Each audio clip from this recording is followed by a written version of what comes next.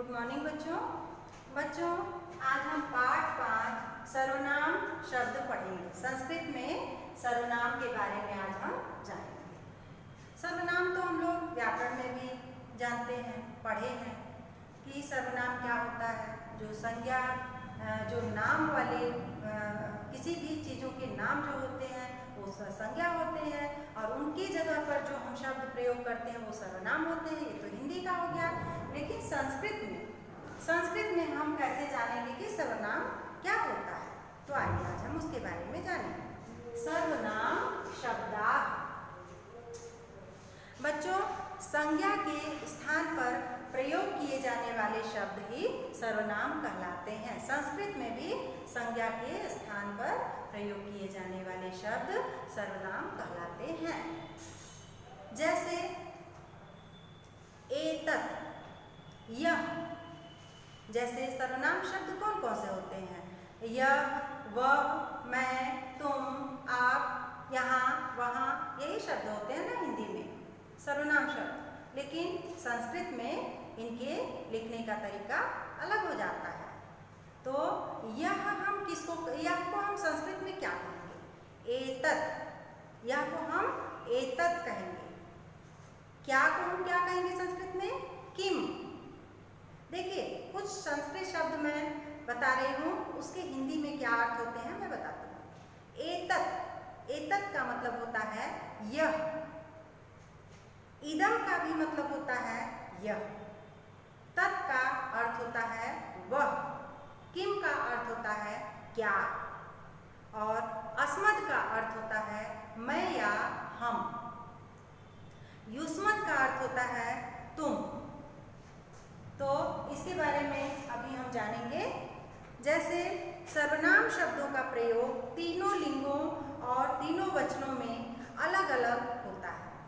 सर्वनाम शब्द का प्रयोग तीनों लिंगों में, ये पुल्लिंग, स्त्रीलिंग और नपुंसकलिंग, तीनों लिंगों में भी अलग होता है और तीनों वचनों में भी अलग हो जाता है। तो इसको हम कैसे जानेंगे, आइए देखते हैं। लेकिन जो अस्मद और युष्मद शब्द आगे आप पढ़ेंगे तो ये शब्द आपको पढ़ने को मिलेगा। अस्मद और युष्मद ये इनका रूप भी होता है। आप लोग रूप भी इसका याद करते हैं। तो अस्मद का मतलब होता है मैं या हम, युष्मद का मतलब होता है तुम। तो अस्मद और युष्मद शब्दों का प्रयोग केवल पुल्लिंग और स्त्रीलिंग में ही होता है। नपुंसक लिंग में उसका प्रयोग नहीं किया जाता है। दोनों लिंगों में के रूप एक समान ही होते हैं। जो अस्मद और युष्मद का रूप होता है वो दोनों लिंगों का एक समान ही होता है, सेम होता है। वैसे ही जैसा अस्मद का रूप रहता है उसी के अकॉर्डिंग, उसी के अनुसार युष्मद का भी रहता है। तो सर्वनाम शब्दों के कुछ प्रमुख नाम कुछ होते हैं सर्वनाम शब्द, जिनको मैं आप लोगों को समझा रही हूँ, आप लोग ध्यान से सुनेंगे।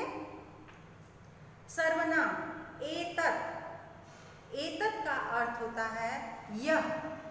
एतत् का अर्थ होता है हिंदी में यह। लेकिन बच्चों, यह जो है, यह तो हम हिंदी में अगर कहेंगे तो यह हम स्त्रीलिंग के लिए भी प्रयोग करते हैं, पुल्लिंग के लिए भी प्रयोग करते हैं और नपुंसक मतलब वस्तुओं के लिए भी हम यह का प्रयोग हिंदी में करते हैं। लेकिन संस्कृत में सब अलग हो जाता है।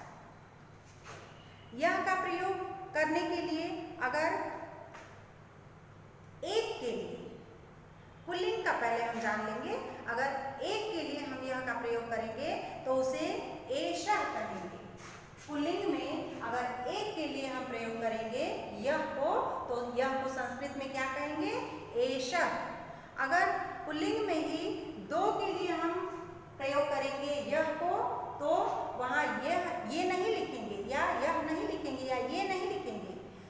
हिंदी में तो ये लिखते हैं, हम ये शब्द से जानते हैं कि दो लोगों के लिए, पुल्लिंग के लिए कहा जा रहा है या दो से अधिक के लिए कहा जा रहा है। लेकिन संस्कृत में दो के लिए हम एतौ कहेंगे। दो लोगों के लिए ये शब्द के लिए हम संस्कृत में एतौ कहेंगे।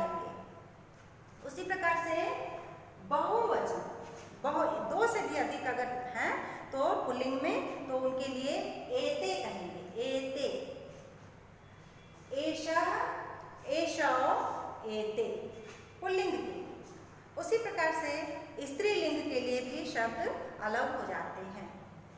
एक के लिए स्त्रीलिंग के लिए एषः, एषा, एक स्त्रीलिंग के लिए एषा, दो के लिए एते, और दो से अधिक है तो ये एता। ये सब के लिए जैसे दो से अधिक स्त्रीलिंग हो जाएंगे तो उनको ये सब हिंदी में नहीं कहेंगे, लेकिन उनका संस्कृत में क्या हो जाएगा, एता, एषा, एते, एता। इस तरीके से ये संस्कृत में चलता है। उसी प्रकार से लेकिन एतत्, एतत् का अर्थ यह ही होता है। एतत् का हिंदी में यह होता है, लेकिन लिंग के लिए वो परिवर्तन हो जाता है। लिंग के लिए भी परिवर्तन हो जाता है, और वचन के लिए, वचन में भी परिवर्तन हो जाता है, और लिंग में भी परिवर्तन हो जाता है शब्दों का। उसी प्रकार से एषः, एषः में अगर एक वस्तु है नपुंसक लिंग, संस्कृत में जो निर्जीव वस्तुएं होती हैं उन्हें हम नपुंसक लिंग संस्कृत में कहते हैं। ये तो आप जानते हैं, आगे पढ़ चुके हैं। तो नपुंसक लिंग के लिए, यह के लिए अगर एक कोई वस्तु है तो उसे हम क्या कहेंगे, एतत्। एक के लिए एतत्, दो के लिए एते, और दो से अधिक के लिए एतानि। बच्चों ये तो मैं आप लोगों को आगे वचन में बता चुकी हूँ कि कैसे आगे वीडियो में आप लोग वचन वाले वीडियो में ये समझे हैं कि एक के लिए क्या कहते हैं, एक वचन के लिए, दो के लिए क्या कहते हैं, और बहुवचन के लिए क्या कहते हैं। जैसे कैसे हम पहचानते हैं, एक के लिए अगर किसी एक के लिए रहता है तो वो लिंग के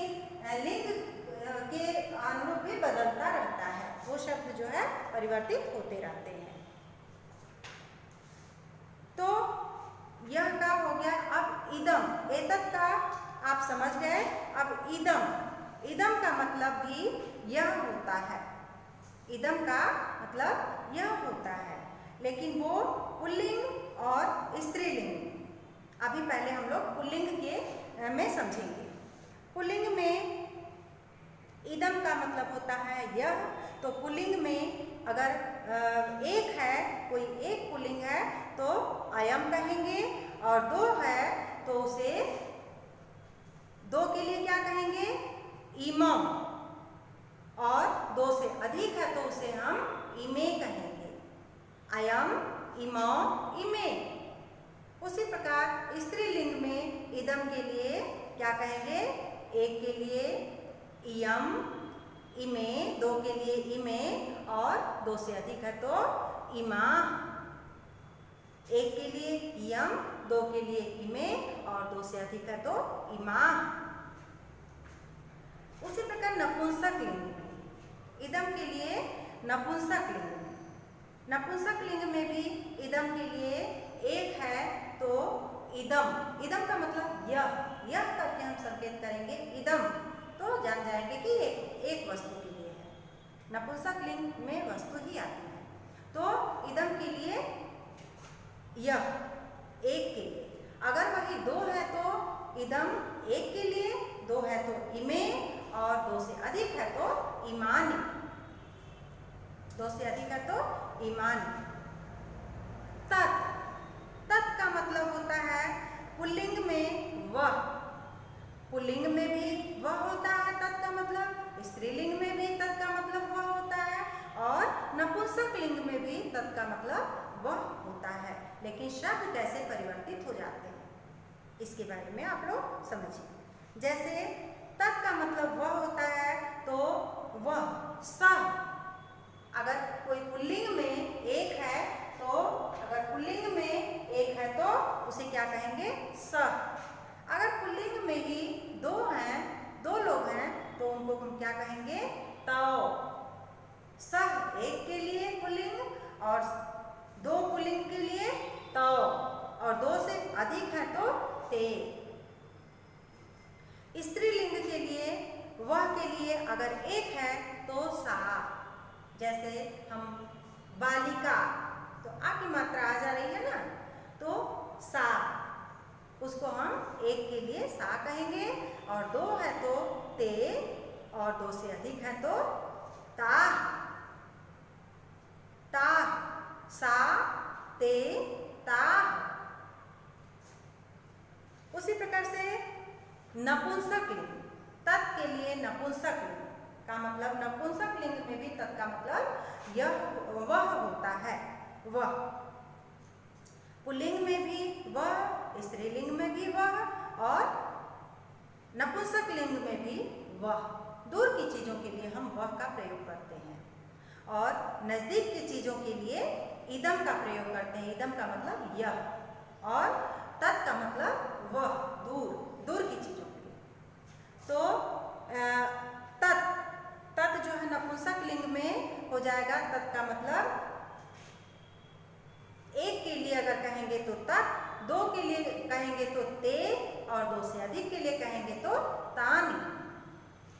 अगर कोई फल ही है तो तत्, तत् मतलब एक है, वह फल एक है, तत्, वह। अगर दो है तो वे, ते, दो वस्तुएं या फल या कुछ भी नपुंसक लिंग में है तो किसी भी वस्तुओं के लिए ते का प्रयोग करेंगे, दो के लिए। अगर दो से अधिक है तो तानि।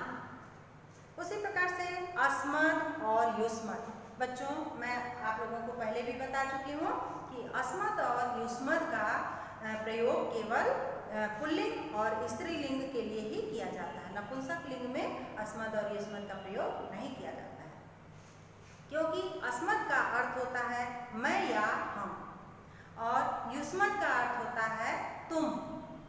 तो निर्जीव चीजों के लिए, जो निर्जीव चीजें होती हैं, वस्तुएं होती हैं नपुंसक लिंग में, उनको तुम और मैं करके तो प्रयोग किया नहीं जा सकता है।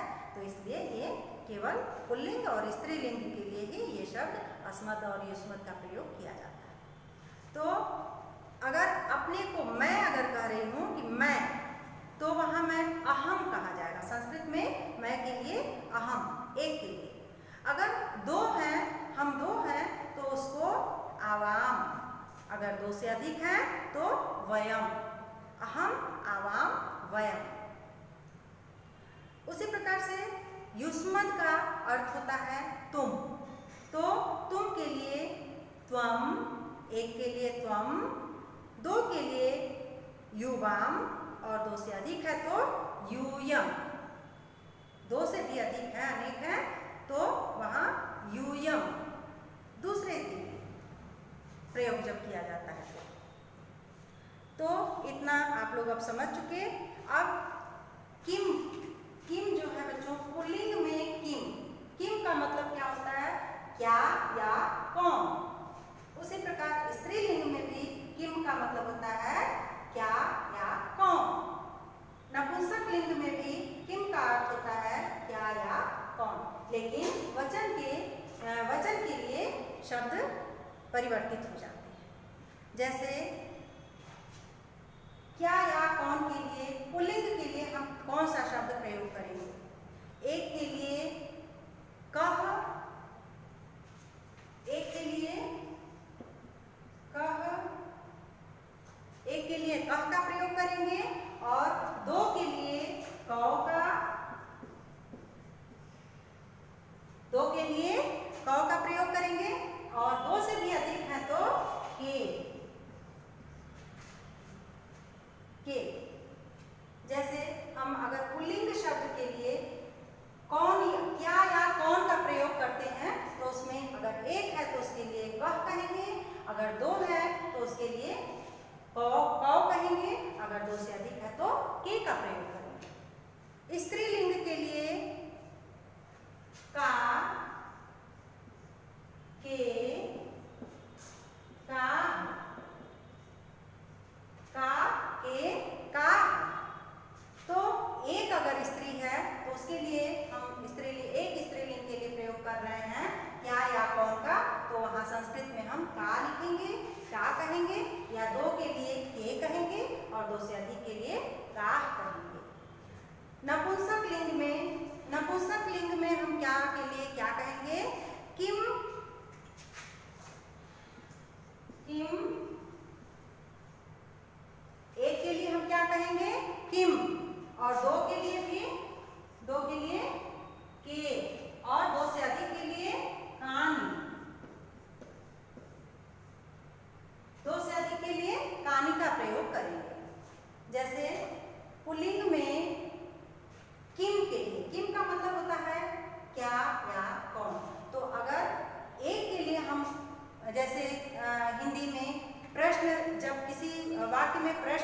वाले शब्द रहते हैं, क्या, कौन, कहाँ, कैसे, कब, ये सब रहते हैं। उसी प्रकार से संस्कृत में भी रहते हैं, लेकिन संस्कृत के ये सब शब्द हैं।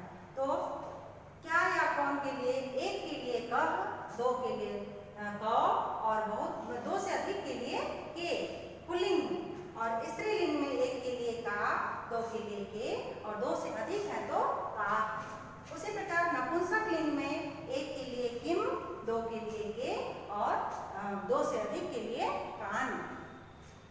तो बच्चों इतना आप लोगों को अब समझ में आ गया होगा। आज के लिए बस इतना ही। आगे वीडियो में हम मिलते हैं फिर से। धन्यवाद।